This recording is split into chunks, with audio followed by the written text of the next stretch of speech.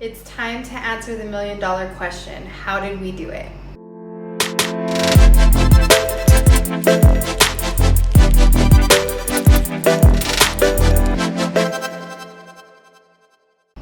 Moving overseas is really not that difficult. For us, this is something that we had planned for several years.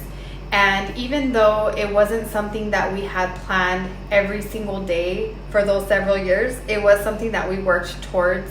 And once we got everything set into motion, the process was not as difficult as you may think. First and foremost, you need to know where it is that you want to go. What country do you want to live in? What culture do you want to experience? Once you decide where it is that you want to go, the next step is researching visas. Knowing the kind of visa that the country you want to live in offers is very, very important, because if you do not qualify or have the requirements needed for a particular visa, you will not be able to get that visa, which means you may not be able to live there. So you must know what kind of visa they have available that you qualify for. On top of that, I guess nowadays it's kind of important to know if there are entry requirements into that particular country that you want to live in. Do they have COVID restrictions? Do they have restrictions as far as even living there with a visa? Are they offering a visa? So just make sure that you do enough research to know that whatever move you decide to make, you can make that move and there won't be any delays or issues.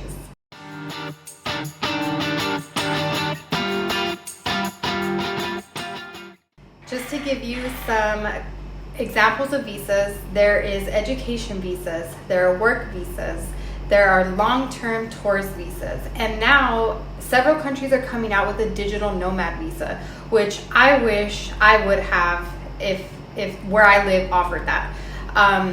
The digital nomad visa, I do know that some countries are ranging from 1 to 5 years if you qualify for that digital nomad visa, and it also means that you have a tax exemption, so you don't have to pay taxes, and that is awesome. So just make sure that you have the requirements for the visa that you're applying for, because you cannot move to a country with an education visa but not be enrolled in school. So just make sure that you look at all the details and you know exactly what it is that you need to qualify for that particular visa. The next step is, once you have decided the visa that you're going to use, you need to collect all of your documents and all of your paperwork. Most of the time you can apply for this visa online, or you can have somebody help you that works for that embassy or wherever it is that you want to move. We were able to use somebody that works for the embassy here that was helping us with our paperwork. Keep in mind that applying for a visa may be a long process. Our visa took 2 months, so don't think that this is something that is going to happen overnight. Once you have applied for your visa, you can either go to the country, which is what we did. We didn't have our visa prior to coming here. We actually came on a tourist visa, which was 30 days, and then we paid for an extension of another 30 days. Now our visa is done. Our 60 days, which we've been here for 30 and we extended it for another 30, our 60 days will be up on the 25th of July, and our visa is finally done. So on the 20th of this month, we are going to get our visa affixed to our passport, and our visa is going to be good for 5 years. So once you have your visa, make sure, another important detail I forgot is that the visa you choose, make sure that you know if it is a single entry visa or if it's a multi-entry visa. This matters if you decide that you want to travel or if you want to go home and visit family. If you have a single entry visa, you will only be able to come into the country one time on that visa. If you have a multi-entry visa, you will be able to come in and out of the country for however many times that you want. So make sure that you do know if you want to stay in the country and not leave or travel, that you can get a single entry visa, but if you want to exit and enter the country as you please, a multi-entry visa is what it is that you're going to be looking for.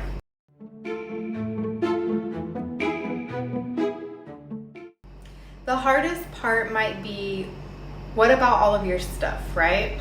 If you guys have a household full of furniture that you want to move with you, I can't really answer that for you because that's not what we did. I don't know how you would move your furniture to another country when you can just buy new furniture. But if you want to keep your stuff in a storage in the States or wherever you're coming from, there's that choice.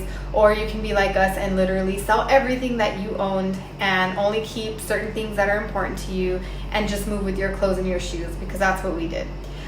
Even now, I kind of wish I didn't move with my clothes, because they have so many options here, cheap options. Of course, they're not quality, the quality that we would buy, but I mean, I don't wear hardly anything but gym clothes anyways, so I could have just brought my gym clothes and bought clothes as I needed, you know, for outings or whatever.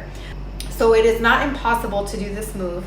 And those are the first things that you have to do in order to get the ball rolling. Once you get all of that done, everything else just kind of falls into place. The most important thing is, how do you make money there?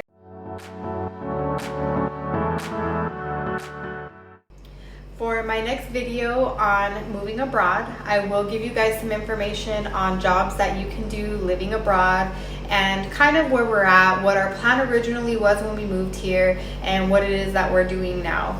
I will tell you that we are not rich, so please don't think that we are. This move does not require you to have $1 million in your bank account.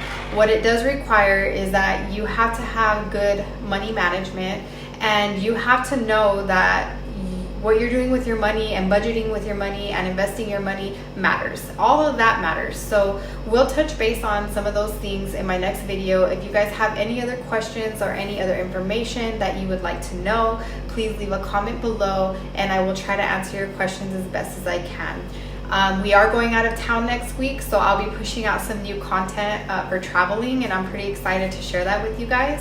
And I'm also going to be pushing out some more videos about law enforcement. I know not everybody here cares about law enforcement, so if that's not something you're interested, you don't have to really get engaged in that part of my channel. But I do want to make sure that I go over these things, because there are still a lot of people out there who are law enforcement supporters of mine and followers, and I want to make sure that I'm also providing that information to you guys like I said I would. So thank you guys for your support. Don't forget to like, share, and follow.